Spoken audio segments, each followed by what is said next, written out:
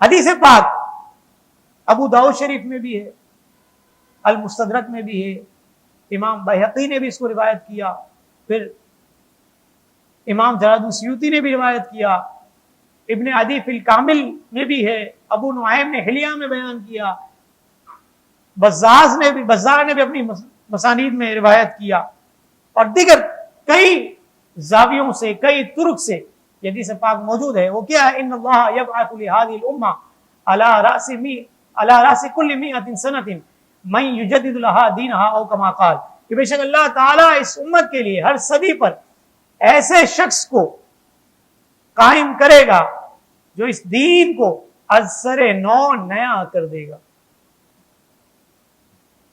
یعنی دین اسلام کی تجدید کرے گا۔ امت میں اگر کہیں بگاڑ پیدا ہو گیا اس بگاڑ کو دور کرے گا، امت کو رب العالمین کے دین کے راستے کی طرف چلائے گا۔ یہ حدیث پاک اپنی سند کے اعتبار سے، اپنی صحت کے اعتبار سے کیا درجہ رکھتی ہے؟ علامہ حقی حاشیہ سراج المنیر میں فرماتے ہیں کہ ہمارے مشائخ نے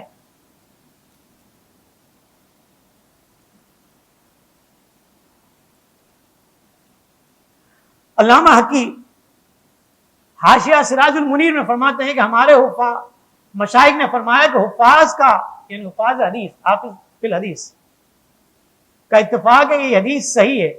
جن محدثین نے اس کی صحت کی تصریح فرمائی ہے ان میں علامہ ابو الفضل عراقی اور علامہ ابن حجر متاخرین علماء اسلام میں سے ہوئے، اور حاکم المستدرک والے اور بہقی نے صاحب مدخل نے متقدمین محدثین۔ اب حدیث کی تائید تو مل گئی ہمیں کہ اللہ رب العالمین ہر صدی میں مجدد بھیجتا ہے۔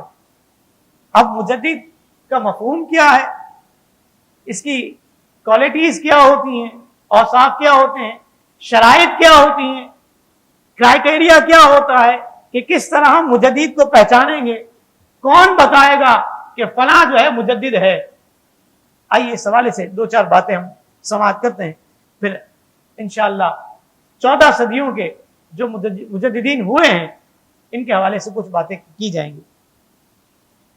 تجدید دین کا مفہوم کیا ہے؟ فرمایا کہ ان شخصیات میں جو مجدد بنتی ہیں ان میں ایک صفت یا کئی صفات ایسی پائی جائیں جس سے امت محمدیہ کو دینی فائدہ حاصل ہو، یعنی حضور کی امت کوئی دینی فائدہ حاصل کر لے، جیسے تعلیم و تدریس، واعظ و نصیحت، امر بالمعروف، نہی عن المنکر، لوگوں کو مکروہات سے بچانا اور اہل حق کی امداد کرنا، مدد کرنا، نصرت کرنا، یہ ساری کی ساری باتیں مجدد میں پائی جاتی ہیں۔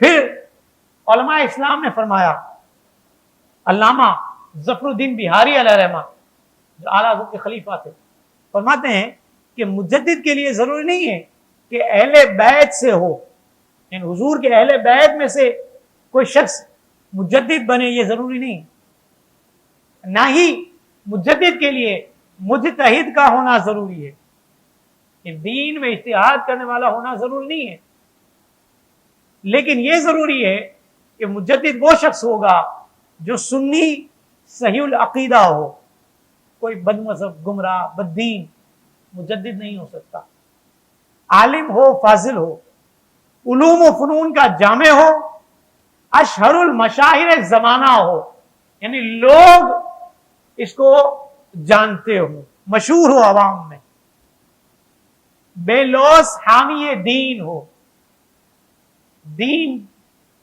کی حمایت کرنے والا اور اس حمایت میں بے لوث کردار ادا کرنے والا ہو، بے خوف قامہ مبتدعین ہو، یعنی بدعتوں کو ختم کرنے والا اور اس کی تردید کرنے والا ہو، اور اس میں بے خوف کردار ادا کرے، حق کہنے میں کسی ملامت کا جو ہے اس کو خوف نہ ہو، ہر میدان میں، ہر موڑ پر ببانگے دہل جس کو ہم کہتے ہیں نا سینہ ٹھوک کر حق بات کہنے والا ہو، چاہے سامنے مد مقابل کتنا ہی طاقتور دشمن اسلام ہو، لیکن وہ حق بات کہے، متقی ہو، پرہیزگار ہو، دین کی ترویج و اشاعت میں دنیاوی منافع کی تمنا نہ رکھتا ہو، لالچی نہ ہو دنیاوی اعتبار سے، شریعت و طریقت کے زیور سے آراستہ ہو،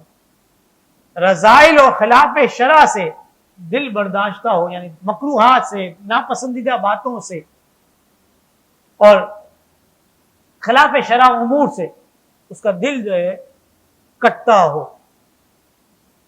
اور حسب تصریح علامہ حقی مجدد کے لیے یہ بھی ضروری ہے کہ جس صدی میں پیدا ہوا ہو اس کے خاتمے اور اس صدی میں انتقال کرے، اور کہتے ہیں اس کے اول میں مشہور اور معروف ہو، مشار الیہ ما یضاف ہو، لوگوں کے درمیان مشہور و معروف ہو، دونوں صدیوں میں اس کی شہرت ہو، اس کا دبدبا ہو، روگ ہو، لوگ اس کے علم و فضل اور اس کے شریعت و طریقت کے امور سے واقف ہوں۔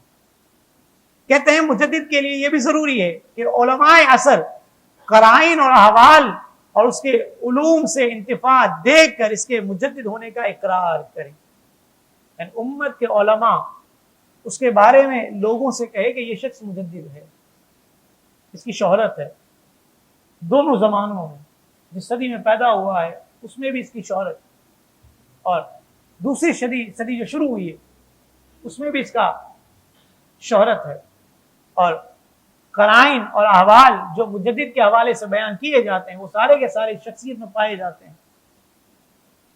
اسی لیے مجدد کو علوم دینیہ ظاہر و باطنہ کا عالم، حامی السنہ اور قامع البدعہ ہونا چاہیے۔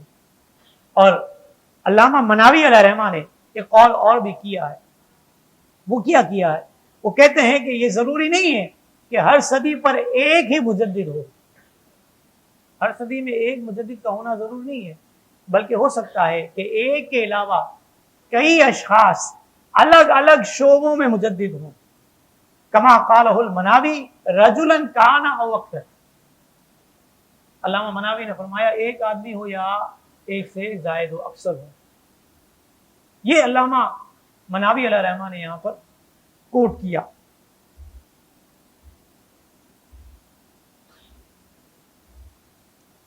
پھر علامہ محمد طاہر حنفی مجمع بہار الانوار میں فرماتے ہیں کہ یہ جو کہا گیا حدیث پاک میں کہ دین اسلام کی تجدید کرے گا، تو کہتے ہیں کہ اس کے مصداق میں علماء نے اختلاف کیا، تو ہر فرقے نے اپنے امام پر معمول کیا، اور بہتر ہے کہ اسے عموم پر معمول کیا جائے اور صرف فقہاء کے ساتھ خاص نہ کیا جائے، اس لیے کہ امت کو اولو الامر یعنی خلفاء، محدثین، واعظین اور زہاد سے بھی فائدے حاصل ہوتے ہیں، یعنی عابد و زاہد لوگ سے بھی لوگ فائدہ اٹھاتے ہیں، واعظین سے بھی فوائد حاصل ہوتے ہیں، محدثین سے بھی فوائد حاصل ہوتے ہیں، اور خلفاء سے بھی فوائد حاصل ہوتے ہیں۔ تو فرمایا یہ ساری کیٹیگریز بھی مجدد بن سکتی ہیں، فقط فقیہ جو ہے مجدد ہو یہ ضروری نہیں ہے، یہ مزید بیان کیا گیا۔ یہ ساری باتیں جو مجدد کے اعتبار سے جو کرائٹیریا بیان کیا گیا تھا یہ آپ بھائیوں کے گوش گزار کیا گیا، اگرچہ میرے پاس یہاں پر لٹریچر اور بھی بہت کچھ ہے، لیکن ایک اجمالی خاکہ جو مفہوم کو سمجھنے کے لیے آپ بھائیوں کو مدد دے گا وہ میں نے آپ بھائیوں تک ڈیلیور کر دیا۔ تو پہلی صدی کے مجدد علامہ ظفر الدین بہاری علیہ رحمہ نے جو بیان کی ساری فہرست، اس میں حضرت عمر بن عبد العزیز اور فقہاء و محدثین سے بے شمار، لیکن یہاں پر نام فقط عمر بن عبد العزیز کا ذکر کیا ہے۔ عمر بن عبد العزیز کون شخصیت تھی؟ جو دینی سوجھ بوجھ حاصل کرتا ہے یا رکھتا ہے وہ اس نام سے واقف ہے۔ عمر بن عبد العزیز رضی اللہ تعالیٰ عنہ یہ حضرت فاروق اعظم رضی اللہ تعالیٰ عنہ کی پوتی کے صاحبزادے تھے، یہ فاروق اعظم کی پوتی کے صاحبزادے. اب خون جن کی رگوں میں فاروق اعظم کا ہو، سلسلہ جن کا فاروق اعظم سے ملتا ہو، اگرچہ پوتی کے صاحبزادے، لیکن جاہ منصب اور دبدبہ اور روب پھر ایسا ہی ہوتا ہے کہ جب فاروق اعظم سے جس کو نسبت ہوتی ہے، جب شیطان فاروق اعظم کا نام سن کر راستہ بدل لیتا ہو، اس فاروق اعظم کی شخصیت کیسے مسلم ہوگی؟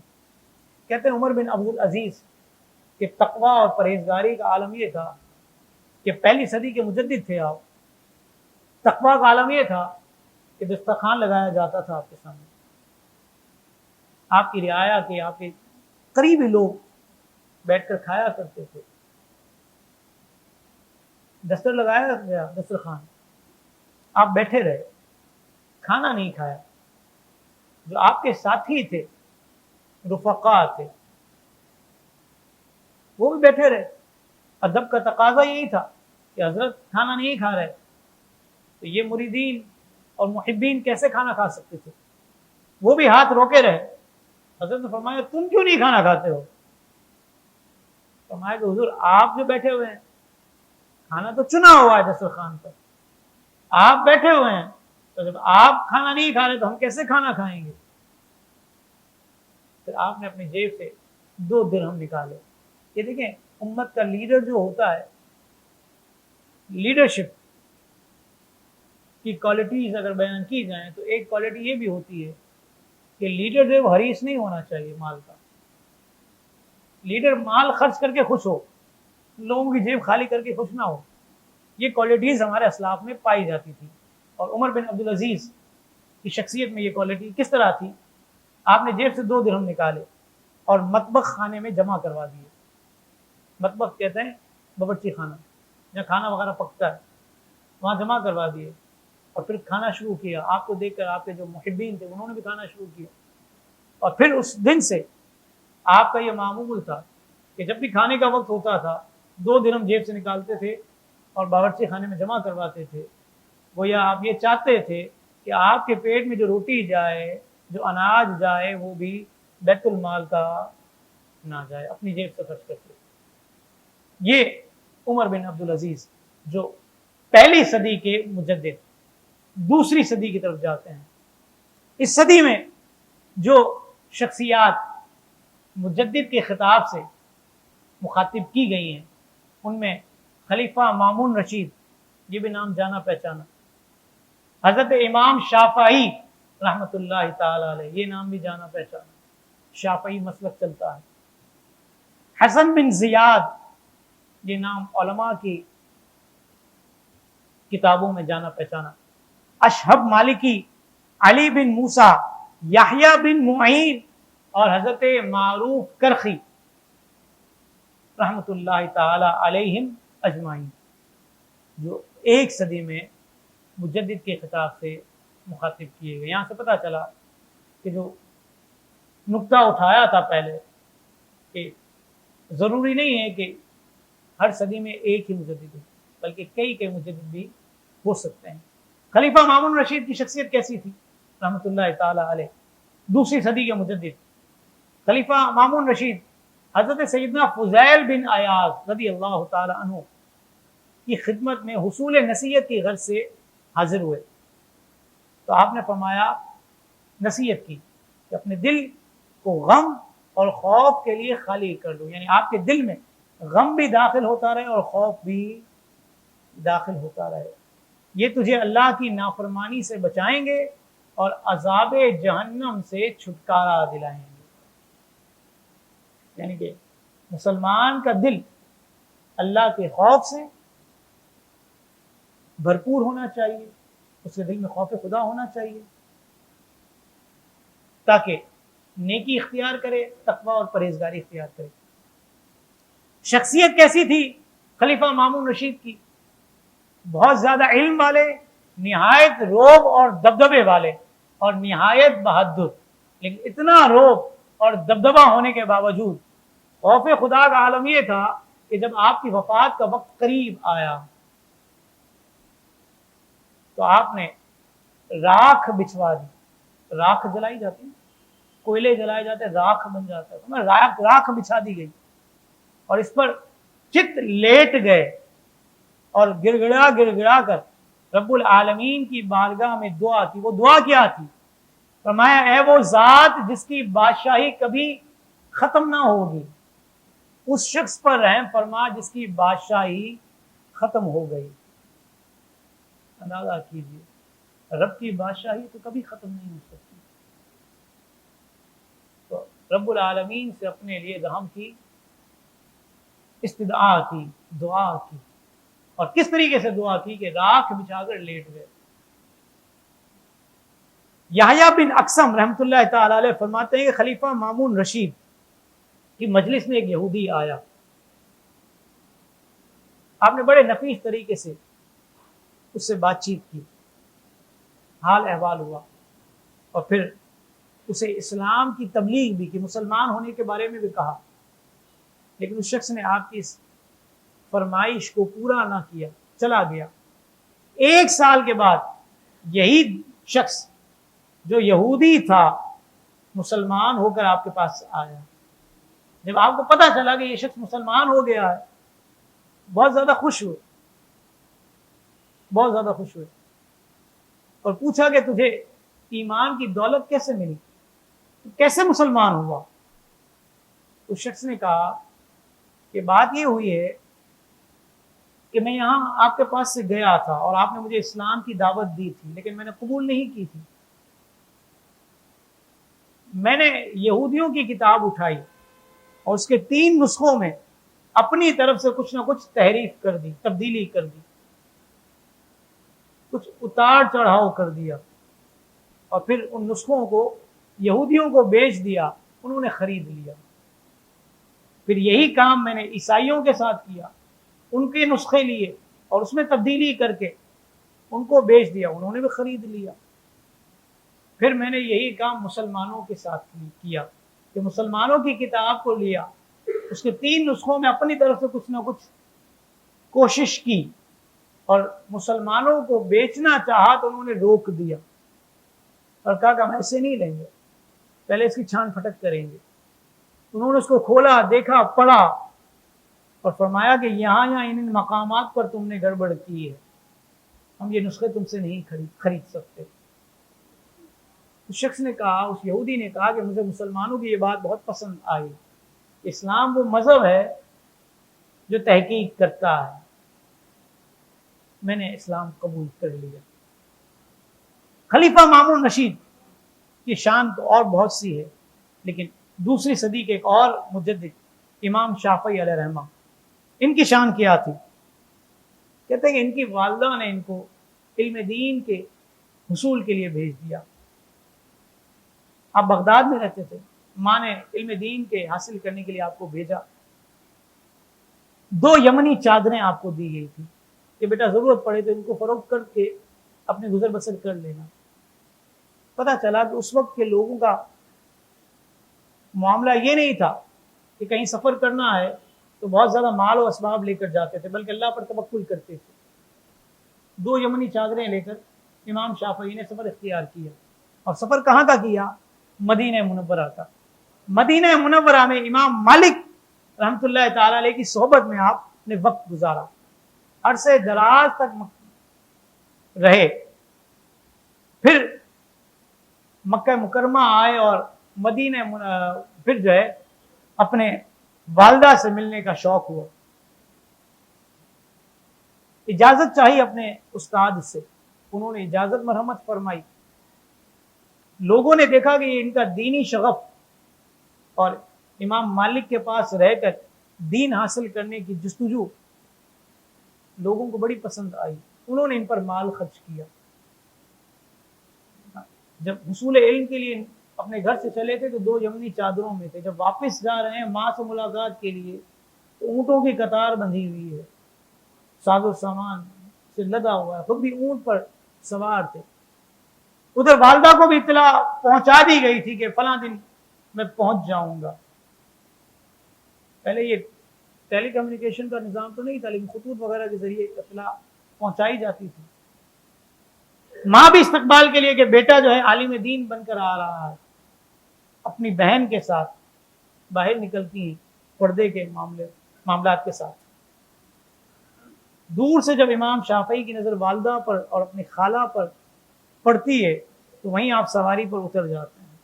یہ ادب ہے، ماں کا ادب ہو سکتا ہے، اس میں کسی کو شبہ نہیں ہوتا، نبی کا ادب کیا جائے تو شبہ کیوں ہوتا ہے؟ کیوں ہوتا ہے؟ غور کرنا چاہیے۔ خیر، سواری سے اترے اور پیدل پیدل ماں کے پاس گئے، ہاتھ چومے، پاؤں کو بوسہ دیا، تکریم کے جو انداز تھے وہ اختیار کیے۔ ماں بھی بڑی خوش ہوئی، بیٹے کو گلے سے لگایا، خالہ نے آپ کے سر پر ہاتھ پھیرا، شفقت فرمائی۔ پھر ماں نے کہا بیٹا میں نے تجھے علم دین حاصل کرنے کے لیے، عالم بننے کے لیے بھیجا تھا، اور جب تجھے بھیجا تھا تو 2 چادریں تمہیں دی تھی، اور آج تو آیا ہے سالوں بعد، اتنا سارا مال تیرے ساتھ ہے، آ کہاں سے گیا؟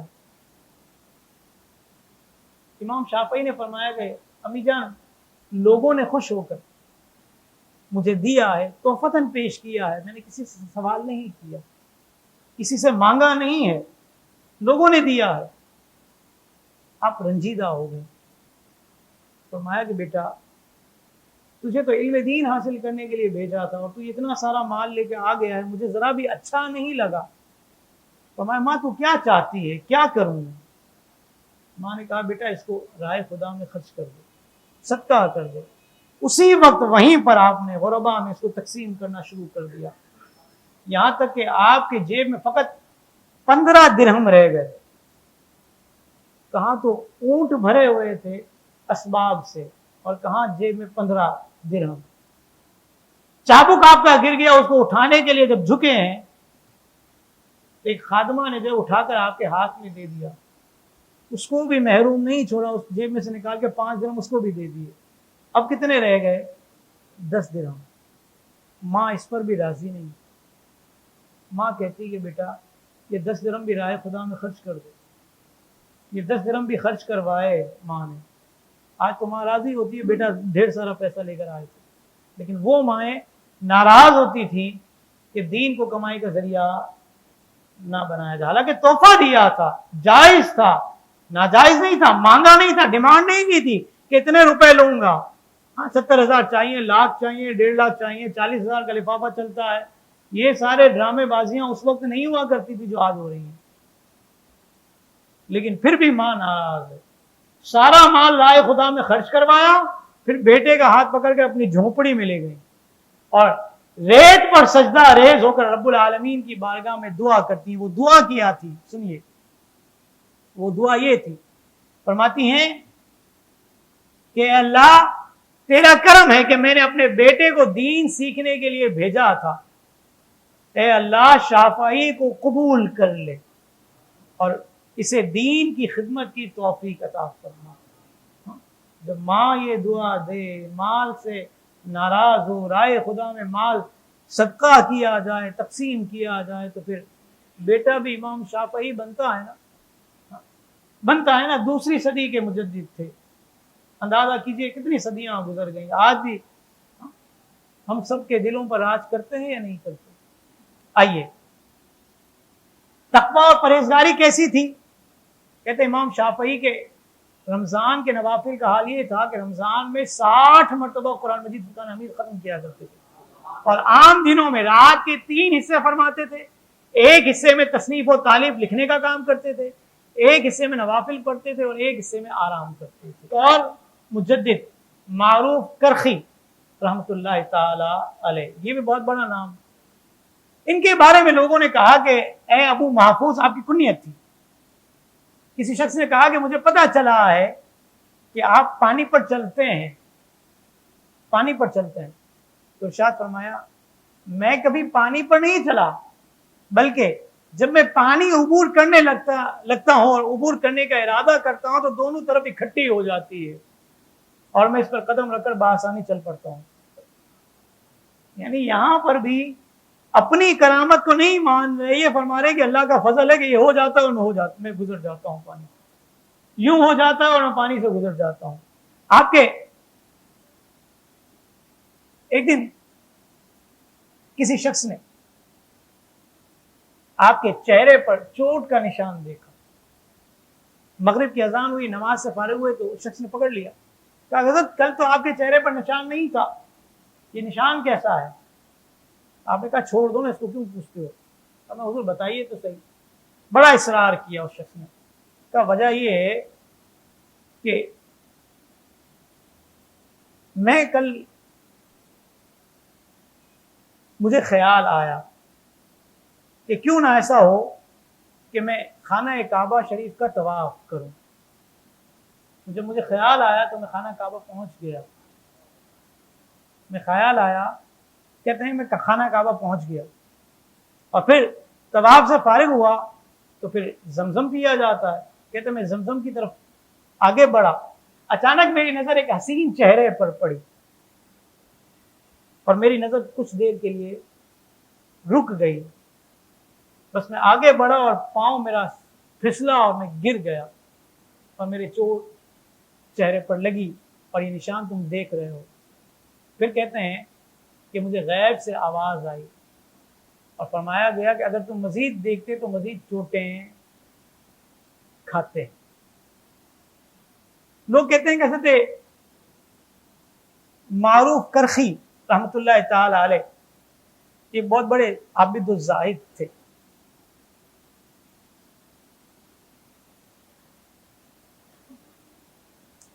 تیسری صدی کے مجددین خلیفہ مقتدر باللہ حضرت امام ابو جعفر طحاوی حنفی، امام طحاوی جس کو کہا جاتا ہے، امام ابو الحسن اشعری، امام نسائی سیاستہ والے اور امام جریر طبری، یہ بڑے بڑے نام تیسری صدی کے مجددین میں شمار ہوئے ہیں۔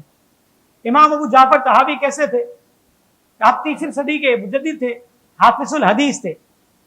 پہلے آپ نے حنفی مذہب اختیار کیا، شافعی مذہب اختیار کیا، کیونکہ آپ کی والدہ امام مزنی کی بہن تھی اور وہ شافعی المذہب تھے، لہذا آپ نے ابتدا میں تو شافعی مذہب اختیار کیا، لیکن پھر بعد میں گہرا مطالعہ کیا اور آپ کا دل مائل ہوا حنفی مذہب کی طرف اور پھر آپ نے حنفی مذہب اختیار کیا۔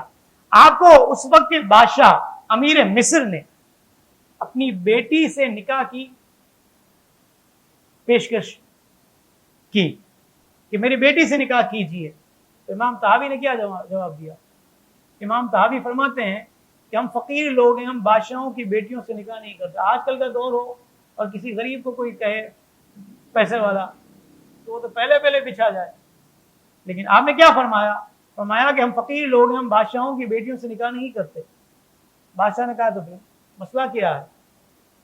آپ غریب ہیں نا، ہم آپ کو مالدار کیے دیتے ہیں، ہم آپ کو جاگیر وغیرہ دے دیتے ہیں، آپ مالدار ہو جائیں اور پھر جو ہے ہماری بیٹی سے نکاح کریں۔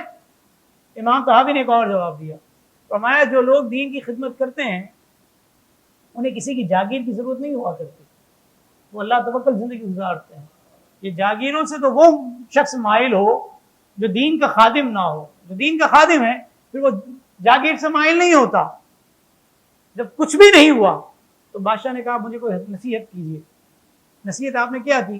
فرمایا دین پر عمل کرو، یہی تمہارے لیے دنیا اور آخرت میں کام آئے گا، اور دوسرے یہ کہ لوگوں کے ساتھ اچھا سلوک کرو، ظلم اور زیادتی نہ کرو، کیونکہ منصب جب آتا ہے نا تو ظلم و زیادتی بڑھ جاتی ہے۔ یہ دیکھا گیا ہے، بہت کم لوگ ایسے ہوئے ہیں جو منصب ہوتے ہوئے لوگوں پر رحم دلی اور شفقت کا معاملہ کریں۔ امام نسائی تیسری صدی کے مجدد، آپ کی شخصیت کیسی تھی؟ بڑے خوبصورت تھے، بڑا ملی رنگ تھا آپ کا، بے حد توانا اور جسیم تھے، بدن پر عموماً سرخی نظر آتی تھی، ہاں بعض لوگوں کے چہرے سرخ ہوتے نا، سرخی نظر آتی تھی، مالدار تھے، آپ کا دسترخوان ہمیشہ کھانوں سے بھرا رہتا تھا، عام طور پر مرغ مسلم کھایا کرتے تھے، یہ لکھا ہے کتابوں میں اپنی طرف سے نہیں کہہ رہا۔ لوگوں کو اعتراض ہو جاتا ہے نا مولوی مرغے بہت کھاتے ہیں، ہم نے کہا اذانے بھی وہی دیتے ہیں۔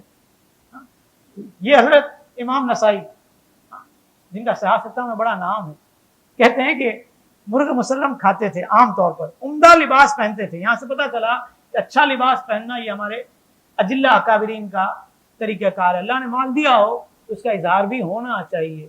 ہاں مال دیا اور پھٹے پرانے لباس پہنے تو یہ اچھی بات نہیں ہے. عبادت گزار اس قدر تھے کہ صوم داؤدی یعنی ایک دن روزہ رکھتے تھے اور ایک دن افطار کرتے تھے. طبیعت اور مزاج میں بے حد استغنا تھا، اس لیے حکام کی مجلسوں سے احتراز کرتے تھے، یعنی دور رہتے تھے، حاکموں کے پاس نہیں جایا کرتے تھے. اور فیاضی کا عالم یہ تھا کہ راہ خدا میں مسلمان قیدیوں کو فدیہ دے کر چھڑایا کرتے تھے. چوتھی صدی کے مجددین خلیفہ قادر باللہ امام ابو احمد اسرائینی، ابو بکر محمد خوارزمی حنفی، ابو بکر باقلانی اور ابو طیب سعلوتی، یہ چوتھی صدی کے مجددین ہوئے. پانچویں صدی کے مجددین میں خلیفہ مستحضر باللہ امام محمد غزالی اور قاضی فخر الدین حنفی وغیرہم ہیں. اب امام غزالی کا ذکر ہو اور امام غزالی کے کارنامے بیان نہ کیے جائیں تو یہ بات اچھی نہیں ہے. بچہ بچہ جانتا ہے امام غزالی کو.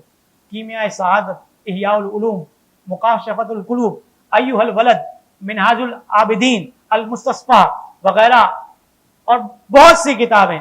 تصوف کے دنیا کے بے تاج بادشاہ امام غزالی علیہ رحمہ. تفسیر روح البیان علامہ اسماعیل حقی علیہ رحمہ فرماتے ہیں کہ شیخ ابو الحسن شاذلی کون ہے؟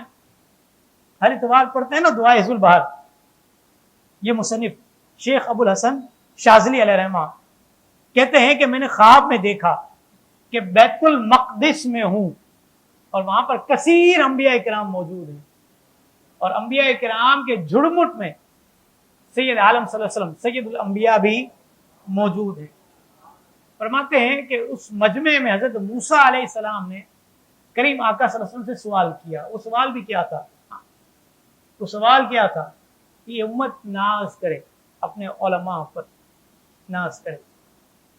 سوال یہ تھا کہ اے اللہ کے حبیب، آپ کا یہ فرمان ہے کہ علماء امتی کا انبیاء بنی اسرائیل، میری امت کے علماء بنی اسرائیل کے انبیاء کی طرح ہیں، تو ان علماء کے نام تو بیان کیجئے کون ہے، کوئی ایک آدھا نام مل جائے ہمیں. اس وقت شیخ ابو الحسن شاذلی فرماتے ہیں کہ حضور کے اس انبیاء کرام کے مجمع میں امام غزالی علیہ رحمہ بھی موجود تھے. کریم آقا صلی اللہ علیہ وسلم نے اشارہ فرمایا تم یہ جاننا چاہتے ہو کہ میری امت کے علماء بنی اسرائیل کے انبیاء کی طرح کیسے ہیں، تو امام غزالی کو دیکھ لو. اتنا بڑا نام امام غزالی علیہ رحمہ کا. شیخ ابو الحسن شاذلی فرماتے ہیں کہ میں نے خواب میں دیکھا کہ کریم آقا صلی اللہ علیہ وسلم کا دیدار ہوا مجھے. حضور علیہ الصلوۃ والسلام کے پاس حضرت موسیٰ اور حضرت عیسیٰ علیہ السلام موجود ہیں. میرے آقا اپنی امت کے ایک عالم پر فخر فرمانے لگے اور کہنے لگے بتاؤ کیا تمہاری امت میں اس جیسا کوئی عالم ہے؟ ان دونوں نے کہا کہ آپ کی امت میں موجود امام غزالی جیسا کوئی عالم ہماری امت میں نہیں ہے. یعنی یہ وہ شخصیت تھی کہ حضور کے دربار میں ان کی شہرت کے ڈنکے بج رہے تھے. جن کی شہرت کے ڈنکے وہاں بج رہے ہوں، اس دنیا میں اللہ تعالیٰ اس کی شہرت نہ کرے. چھٹی صدی کے مجدد امام فخر الدین رازی علیہ رحمہ، صاحب تفسیر کبیر، تفسیر رازی بھی کہا جاتا ہے، تفسیر کبیر بھی کہا جاتا ہے. ان کا ایک واقعہ تو بڑا مشہور ہے، آپ نے بارہا سنا ہوگا کہ وفات کے وقت جو شیطان ان کے امام دلیلیں آپ نے اللہ کے ایک ہونے پر دی اور اس خبیث شیطان نے ساری دلائل جو ہے وہ رد کر دی. آپ کے پیر مولانا نجم الدین کبرا علیہ رحمہ دور کہیں تہجد کے لیے وضو فرما رہے تھے، ادھر سے آپ نے پانی کا چلو جو ہے یوں پھینکا جس طرح کسی کے منہ پر چھڑکا جاتا ہے. ادھر حضرت کے منہ پر وہ چھینٹے آئیں. فرمایا اے فخر الدین رازی، اس خبیث شخص سے، اس خبیث شیطان سے یہ کیوں نہیں کہتے ہو کہ میں اللہ کو بغیر دلیل کے ایک مانتا ہوں؟ دلیل کیوں دے رہے ہو اس کو دلیل کیوں دے رہے ہو؟ آپ نے یہ کہا، وہ کالا دھواں بن کر ختم ہوا، جان چھوٹی آپ کی. الجواہر الیواقیت الجواہر میں ہے کہ آپ کو فلسفہ، علم فلسفہ پڑھانے کی اجازت کب ملی؟ امام فخر الدین رازی علیہ رحمہ جیسی شخصیت فلسفہ پڑھانے کے کے لیے آپ کو اجازت اس وقت ملی جب آپ نے 12,000 اوراد فلسفہ کے حفظ کر لیے۔ یہاں سے پتہ چلا کہ اس دور میں قرآن کے علاوہ کتابیں بھی حفظ کی جاتی تھیں۔ 12,000 صفحات فلسفہ کے حفظ کر لینا امام فخر الدین رازی ہی کو زیب دیتا ہے۔ پھر حالت یہ تھی کہ جب آپ کے سامنے کھانا پیش کیا جاتا، کھانا کھانے کے لیے آپ کو بلایا جاتا، تو آپ فرماتے تھے کہ یار میں کھانا کھاؤں اس سے بہتر یہ نہیں کہ میں کوئی کتاب حفظ کر لوں۔ اندازہ کیجئے کہ کتاب سے کتنا لگاؤ تھا آپ کو۔ سورہ بقرہ کی آپ نے فرمایا کہ سورہ بقرہ کی میں 1000 اس سورت کے تفسیر میں 1000 مسائل بیان کر سکتا ہوں۔ سورہ بقرہ کی تفسیر میں 1000 مسائل۔ بعض لوگوں نے اعتراض کیا اس سورت مبارکہ میں تو آیتیں اتنی نہیں ہیں، تو آپ 1000 مسائل کیسے بیان کریں گے؟ تو آپ نے کہا کہ تم 1000 کی بات کرتے ہو، اگر میں لکھنے پر آؤں تو 2000 بھی کر سکتا ہوں۔ پھر آپ نے ایک اور کتاب لکھی اور 2000 مسائل بیان کیے۔ 7ویں صدی کے مجدد امام تقی الدین ابن دقیق العید تھے۔ 8ویں صدی کے مجدد زین الدین عراقی، علامہ شمس الدین جوزی، سراج الدین بلقینی تھے، اور 9ویں صدی کے مجدد امام جلال الدین سیوطی شافعی اور علامہ شمس الدین سخاوی علیہ رحمہ۔ آئیے 9ویں صدی کے مجدد امام شمس الدین سخاوی علیہ رحمہ کے بارے میں 2-3 باتیں۔ آپ 200 سے زائد کتابوں کے مصنف تھے، جن میں القول البدی بڑی مشہور و معروف کتاب آپ کی، فتح المغیث، المقاصد الحسنہ، الغایہ فی شرح الہدایہ، طبقات مالکیہ اور تلخیص تاریخ یمن، یہ آپ کی مشہور کتابیں ہیں۔ اور آپ کے شیوخ میں حافظ ابن حجر اسقلانی جیسی شخصیات شامل ہیں۔ اب ان کا نام آ جائے تو پھر باقی تو ختم ہی۔ امام ابن حجر اسقلانی جیسی شخصیت یہ کوئی چھوٹی موٹی شخصیت نہیں ہے، یہ آپ کے شیوخ میں شامل تھے جن سے سب سے زیادہ آپ نے فیض حاصل کیا۔ امام جلال الدین سیوطی شافعی 9ویں صدی کے مجدد، ان کے بارے میں 2-3 باتیں۔ آپ مصنف بھی تھے، مفسر بھی تھے، محدث بھی تھے، فقیہ بھی تھے، ادیب بھی تھے، شاعر، مورخ اور ماہر لغت بھی تھے۔ اپنے زمانے کے مجدد، اور حافظہ اتنا قوی تھا کہ 8 سال کی عمر میں آپ نے قرآن مجید فرقان حمید کو حفظ کر لیا، اور پھر علم دین میں کے حصول میں مصروف ہو گئے۔ 871 ہجری میں جامعہ شیخونیہ میں شیخ الحدیث کا آپ کو منصب ملا، اسی جامعہ میں درس و تدریس کرتے رہے، اور کتاب الشفا کا مکمل درس اسی جامعہ میں آپ نے کیا، یعنی قاضی ایاز کی شفا کا مکمل درس آپ نے اپنے جامعہ میں لوگوں کو ڈیلیور کیا۔ تقوی اور پرہیزگاری کا عالم یہ تھا کہ تہجد کی بڑی پابندی کیا کرتے تھے، اور جس وقت کبھی ایسا ہوتا کہ تہجد آپ کی قضا ہو جاتی، چھوٹ جاتی، تو اتنا روتے کہ بیمار ہو جاتے۔ اندازہ کیجئے کہ کیسی شخصیت ہوں گی۔ حضور کی بارگاہ میں بھی آپ کا بڑا مقام تھا۔ خود فرماتے ہیں کہ ربیع الاول شریف کا مہینہ تھا اور 904 ہجری تھی، جمعرات کی شب تھی، میں نے خواب میں کریم آقا صلی اللہ علیہ وسلم کی زیارت کی۔ حضور علیہ الصلوۃ والسلام کی زیارت ہوئی تو میں نے حضور کی بارگاہ میں حدیث پاک کے بارے میں اپنی ایک کتاب کا ذکر کرتے ہوئے کہا کہ اگر اجازت ہو تو میں اس میں سے کچھ پڑھ کر سنا دوں۔ حضور علیہ الصلوۃ والسلام نے فرمایا، ارشاد فرمائیے، سناؤ شیخ الحدیث، یعنی حضور نے ان کو شیخ الحدیث کا خطاب دیا، فرمایا سناؤ شیخ الحدیث۔ امام جلال الدین سیوطی فرماتے ہیں کہ جب مجھے حضور نے فرمایا کہ سناؤ شیخ الحدیث، تو مجھے اتنی خوشی ہوئی کہ دنیا میں جو کچھ ہے ان سب سے زیادہ مجھے خوشی حضور کے ان الفاظ سے ہوئی کہ حضور نے مجھے شیخ الحدیث فرمایا۔ اندازہ کیجیے یہ شخصیت 9ویں صدی کی۔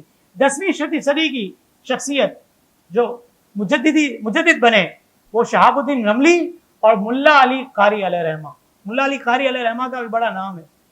آپ کا مکمل نام نور الدین ابو الحسن علی بن سلطان محمد القاری المہروی مکی حنفی المعروف ملا علی قاری تھا. آپ کو القاری کیوں کہا جاتا تھا؟ اس لیے کہ آپ علم قراءت کے ماہر تھے. آپ اپنے علم و فضل کے اعتبار سے منجھے ہوئے تھے، اور آپ کی کئی کتابیں ہیں جن کی تعداد تقریباً 260 بتائی جاتی ہے کہ 260 کتابوں کے آپ مصنف تھے. سال میں 2 کتابیں لکھتے تھے. ایک کتاب کو لکھ کر 2 کتابیں لکھتے تھے، اس کو پھر فروخت کرتے تھے، اور جو بھی آمدنی ہوتی تھی اس کے 2 حصے کرتے تھے. ایک حصے سے اپنی گزر بسر کرتے تھے، اور ایک حصہ حرم پاک کے فقراء میں صدقہ کرتے تھے. یعنی اکابرین میں سے جن کے تذکرے ابھی تک آپ نے سنے ہیں، سب کا یہ معمول دیکھ لیجئے کہ مال ہوتا نہیں تھا، اور جو ہوتا تھا وہ بھی فقراء میں تقسیم کیا کرتے تھے. 11ویں صدی کے مجدد، اب یہاں پر 11ویں صدی کے 2 مجددین، ایک ہیں مجدد الفسانی حضرت احمد شیخ سرہندی فاروقی، جن کی ولادت 10 محرم الحرام 971 ہجری میں ہوئی اور وفات 28 صفر المظفر 1034 ہجری میں. آج 26ویں شب ہے نا، 28 تاریخ مجدد الفسانی علیہ رحمہ کی شب عرس ہے. اور دوسری شخصیت جو 11ویں صدی کی تھی، جن کو شہرہ حاصل ہوا اور مجدد کا خطاب ان کو دیا گیا علماء کی طرف سے، وہ تھے شیخ محقق علامہ عبدالحق محدث دہلوی علیہ رحمہ. ان کی ولادت کی تاریخ 958 ہجری، اور ایک قول کے مطابق 912 یا 915 بھی تھی، کیونکہ صاحب سبع سنابل نے 912 یا 915 کا قول کیا ہے. اور وفات کی تاریخ ان کی 1017 تھی. مجدد الفسانی علیہ رحمہ فاروقی نسل کے تھے، فاروق اعظم رضی اللہ تعالیٰ عنہ کی نسل سے تھے. جب آپ نے دین اسلام کا بھرپور پرچار کیا، آپ کو قید کر لیا گیا. یہ اکابرین میں ہوتا چلا آیا ہے، کوڑے بھی لگے ہیں، قید و بند کی صحبتیں بھی ہمارے اکابرین نے اور ائمہ اربعہ نے بھی برداشت کی ہیں. آپ کو قلعہ گوالیار میں نظر بند کیا گیا. جس کو جیل بھیجا جائے، قید کیا جائے، وہ تو آدھا مر جاتا ہے، یہی ہوتا ہے. لیکن یہ کیسے تھے؟ ان کو جب قلعہ گوالیار میں نظر بند کیا گیا تو انہوں نے اس موقع کو غنیمت جانا اور کہا کہ یار یہاں تو میں فارغ ہوں، کچھ اور تو کر نہیں سکتا، کیوں نہ قرآن مجید فرقان حمید کو حفظ کر لیا جائے. چنانچہ اس جیل میں بیٹھ کر آپ نے قرآن مجید فرقان حمید کو مکمل طور پر حفظ کر لیا. آپ ہی کی کوششوں سے اورنگزیب عالمگیر علیہ رحمہ نے 500 علماء اسلام کو بٹھا کر فتاوی عالمگیری لکھی، کیونکہ آپ نے تربیت فرمائی امراء کی بھی، بادشاہوں کی بھی. تو مجدد الفسانی علیہ رحمہ کی تربیت تھی جو اورنگزیب عالمگیر علیہ رحمہ نے یہ خدمت انجام دی. کہتے ہیں کہ مرزا مظہر جانے جانا، یہ نام عوام کے لیے تو ہو سکتا ہے کہ پہلی دفعہ سنا ہو، لیکن علماء کے طبقے میں یہ نام معروف ہے، مرزا مظہر جانے جانا. انہوں نے فرماتے ہیں کہ خواب میں سید عالم صلی اللہ علیہ وسلم کی زیارت کی اور فرمایا کہ یا رسول اللہ مجدد الفسانی کے بارے میں کچھ فرمائیے، یہ کیسی شخصیت ہے؟ حضور نے فرمایا ان جیسا کوئی دوسرا ہو تو مجھے بتاؤ، ان جیسا کوئی دوسرا ہو تو بلا کے بتاؤ.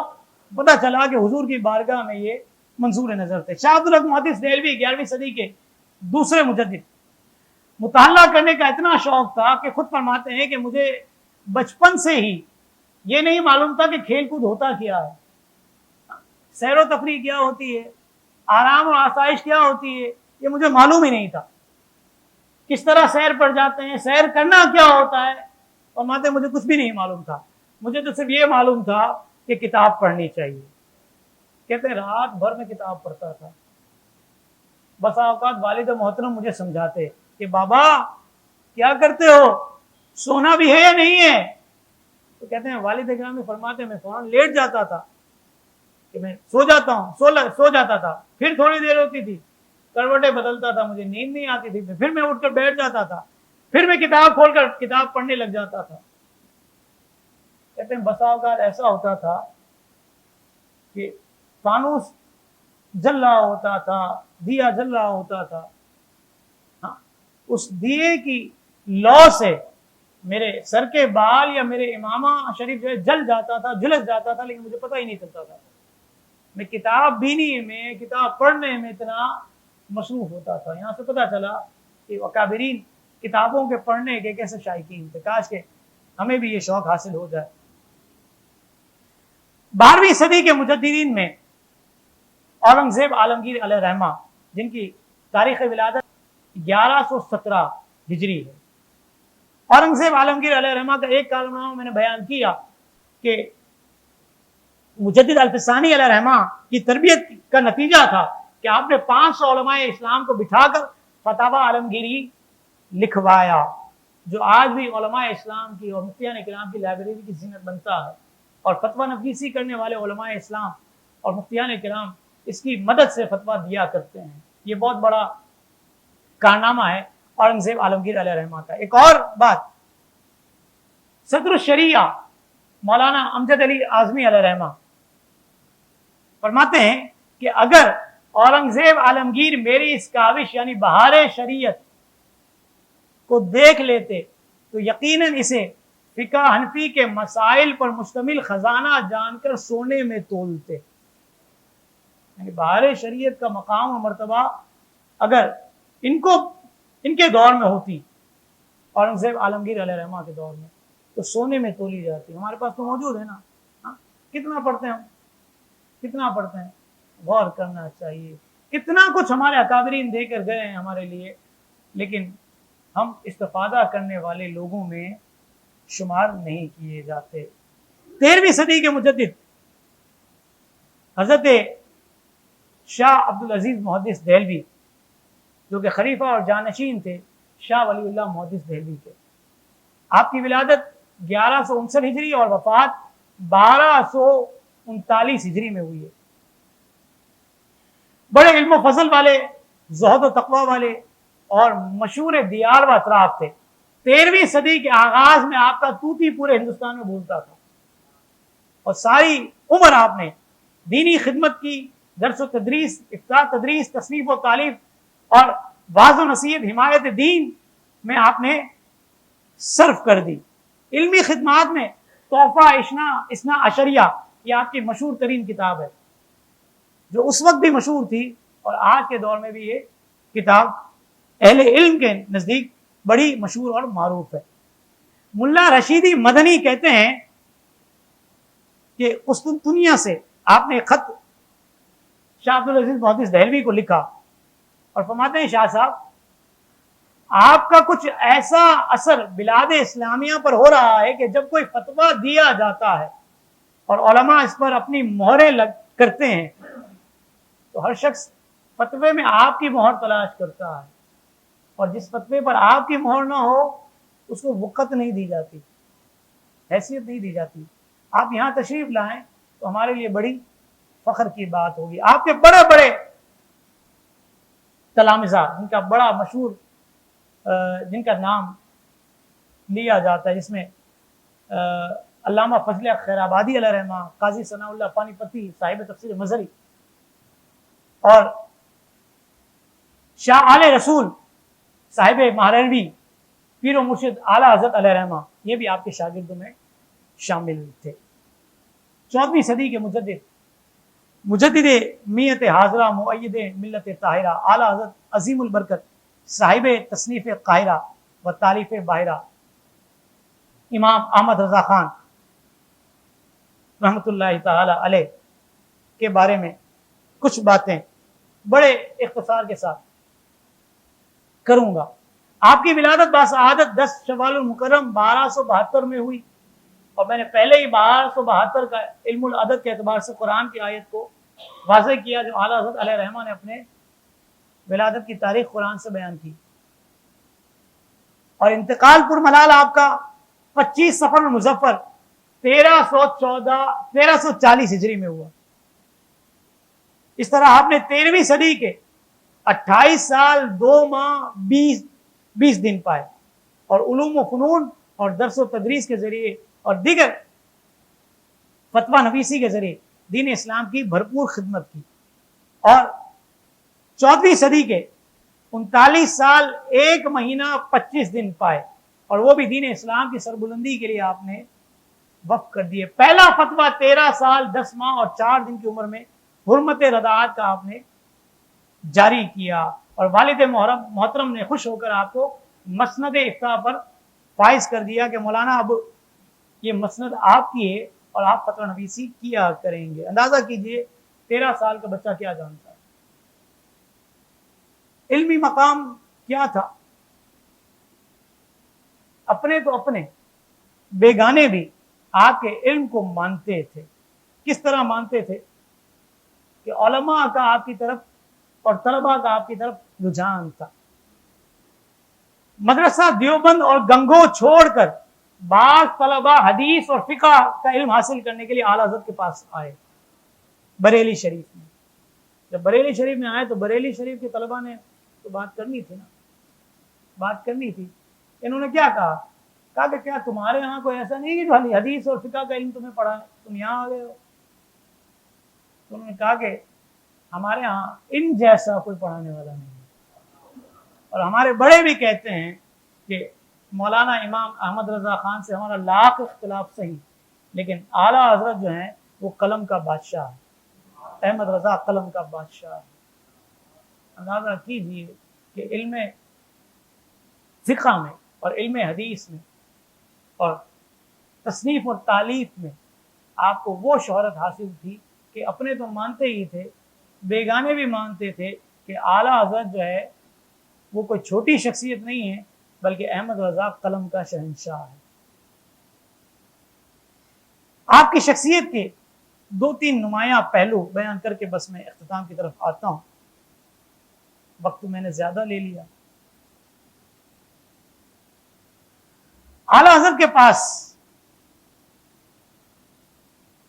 ایک مسئلہ آیا ذبیحہ کا.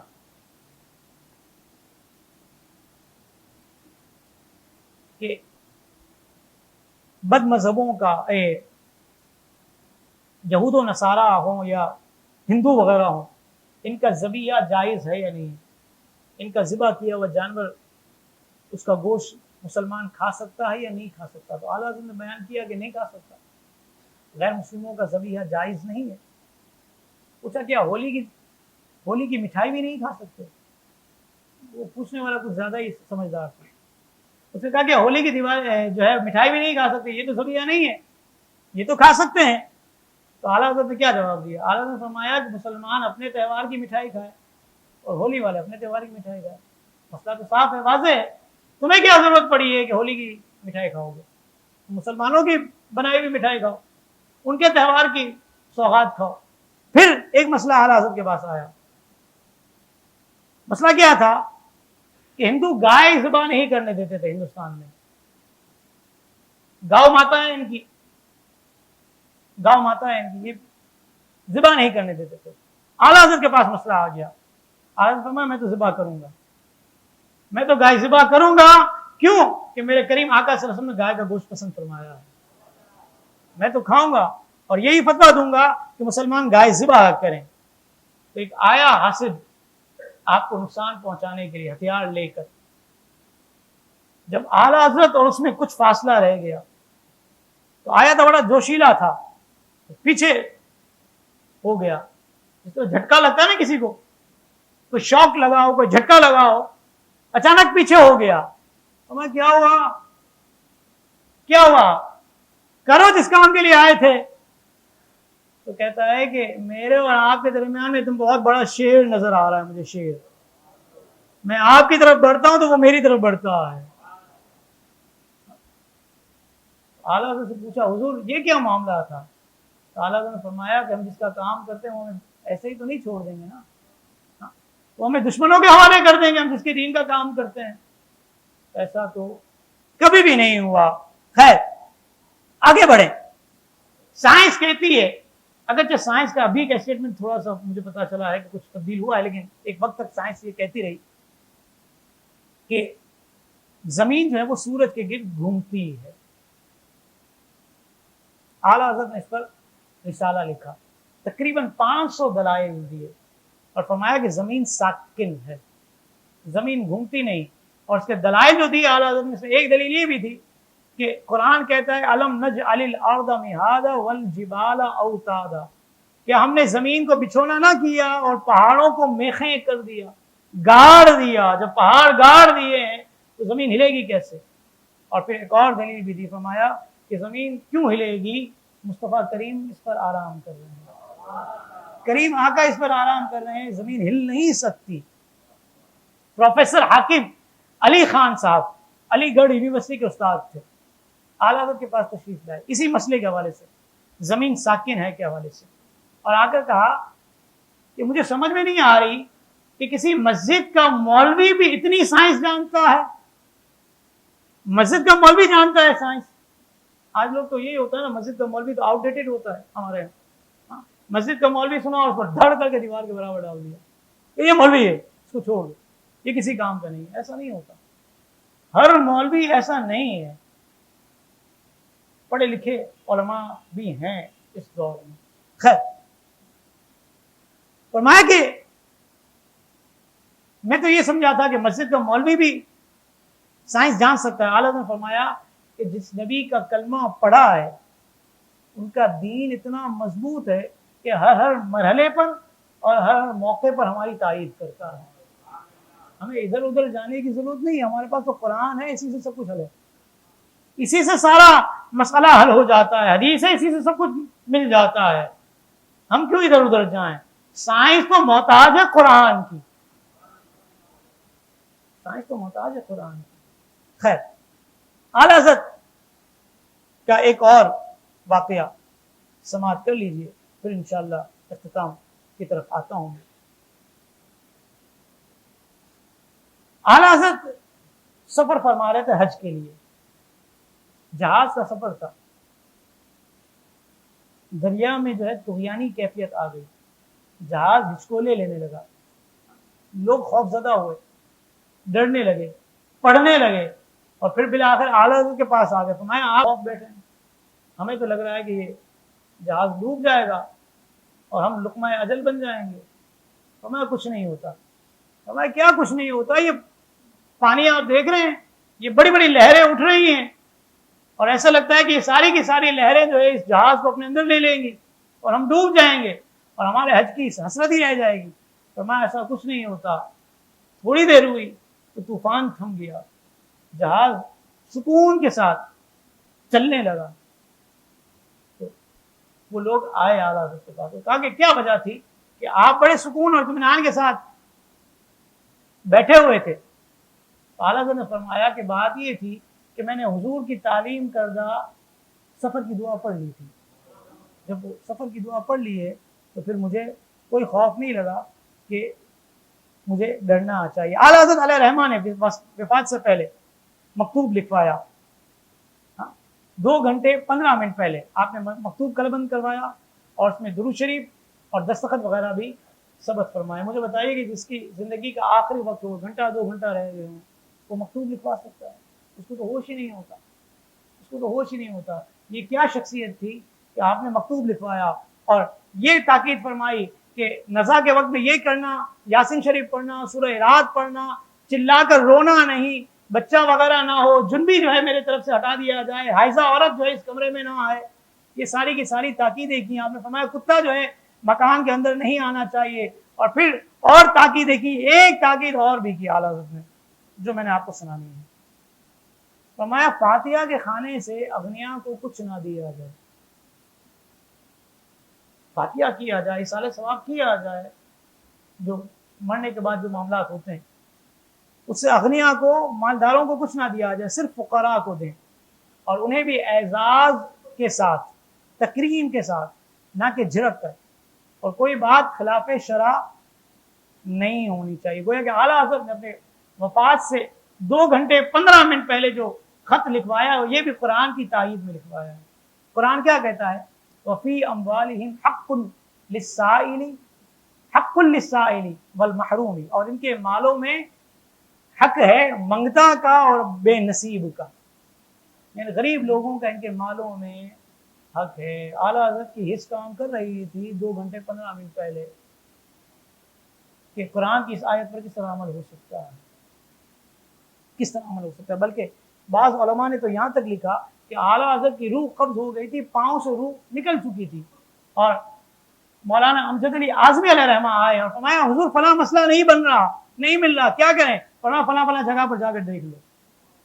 بتاؤ کہ جس کا یہ حال ہو کہ پاؤں سے روح نکل رہی ہے اور شریعت کا مسئلہ کس کتاب میں، کس جلد میں، کس صفحے پر، کس سطر میں موجود ہے وہ یہ جانتا ہو، اللہ رب العالمین کا پیارا نہیں تو کیا ہے. فرمایا کہ عزیزہ اقربا سے اگر بدطیب خاطر ممکن ہو تو فاتحہ ہفتے میں 2-3 بار ان اشیاء سے کچھ بھی بھیج دیا کریں. وہ اشیاء کیا تھی؟ مرغ بریانی، مرغ پلاؤ، شامی کباب بکرے کا، اور پراٹھے، ملائی، فرنی اور گوشت کی کچوریاں، اور سیب اور انار کا جوس، سوڈا بوتل، برف وغیرہ. فرمائی یہ ساری کی ساری غذائیں غریبوں کو کھلائی جائیں. یہ روایت جو ہے یہ اعلیٰ حضرت کا مکتوب پڑھ کے بعض لوگ کہتے ہیں یہ تمہارے امام نے جو ہے مرنے سے پہلے کیا کیٹرنگ کھول لی تھی، کیٹرنگ کھول لی تھی، یہ ساری باتیں کر رہے ہیں. ہم نے کہا کہ آپ جو ہیں وہ زندوں کے بھی دشمن ہیں اور مردوں کے بھی دشمن ہیں.